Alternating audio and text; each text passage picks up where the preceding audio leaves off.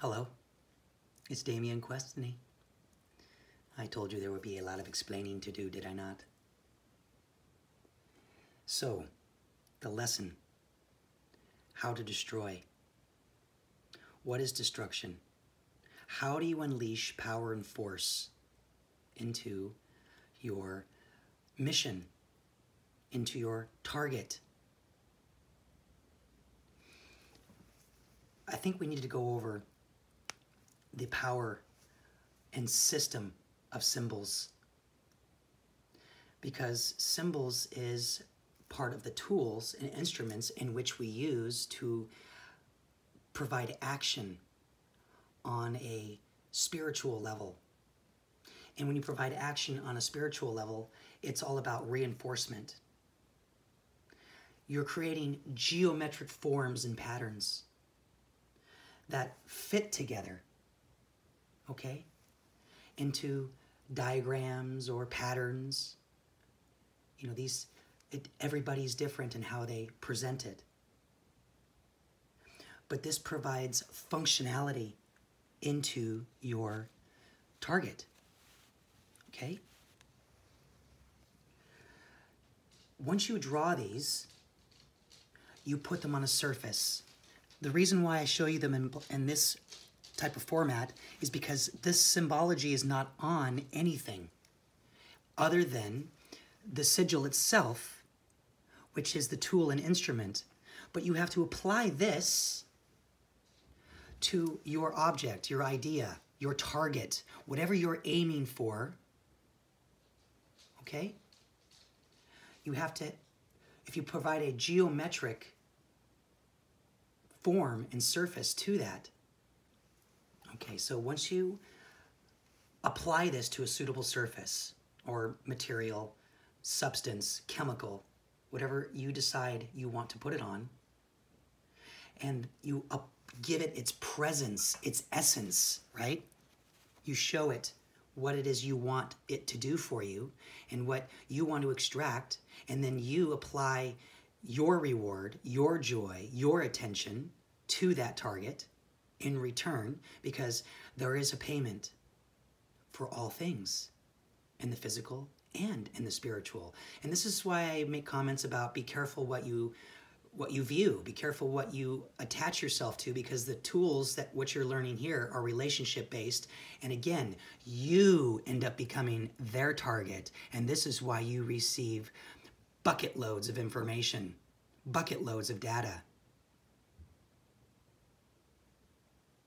Okay, so you apply this on your substance, whatever you want, whatever you decide that you want to do, apply that, okay? And there is a field that is built around this energetically. And if you already apply this to something that already has its own field, you give it action. It actually permeates into the system, okay? Because you are using symbols to define its purpose, okay? And then they immediately begin performing the desired tasks in which you outline.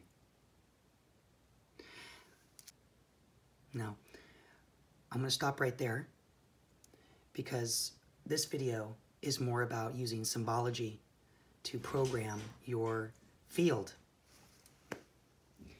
And I'd like to share with you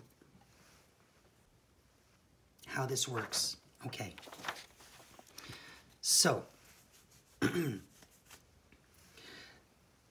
you have a pattern built in to your matrix. Everything above the line here is for the aggregate system itself. Okay, so that's your connection to all things. Everything below the line is you and your local environment, and everything connected locally to you. So everybody has to follow these rules. Where you are, you follow these rules. Everything to the left of the target is the passive nature of the target, the occult, the hidden, the internal, okay? Everything to the right is the active the external. The things you pick out, the details themselves of the left would be the field, the right would be the actual plant that you desire. Okay? The elements themselves are overlaid into the image. On the passive side, you have earth and you have water. These manifest also as feminine energies in many ways, but not all the time. That is part of their power, not their force. On the left, or excuse me, on the right, you have the force itself, which is the air and fire. And these associate to your body systems too, and that's another layer in which you put over the top of it. Okay? Now, that works as the body is earth, the mind is air, the heart is fire, and the gut is water. What you are receiving through tone is a response. Locally, this is what you receive through tone. And then what the aggregate receives through tone is a delivery, a system of delivery. So that way we all can intune ourselves to that delivery system. Okay, and this is how you pick up accuracy in your target, through sound. Okay, there is a value, which also can be talked about as the clarity of the target, how pure it is, what is actually in it, is there a richness in one thing over another. All these things play a role in the value of it. Okay, and how much it costs, because you want to make sure it doesn't cost more than you receive in reward. If something costs more than you receive in reward, then those things slowly move out of sight until they become a reward for those who practice, right? And then everything on the active side is the contact itself. What is it in particular that you are looking for? And that's what it will show you. So I just kind of wanted to give you guys a quick idea about that. This is another tool. I'm just going to show it to you. I'm not going to explain it. But this is a tool of which age.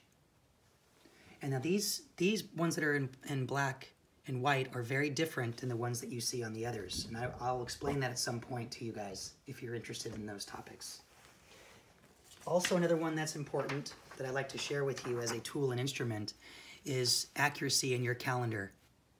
This is the calendar system in which I use when I perform my practice, remote viewing, Enochian magic, whatever the case may be.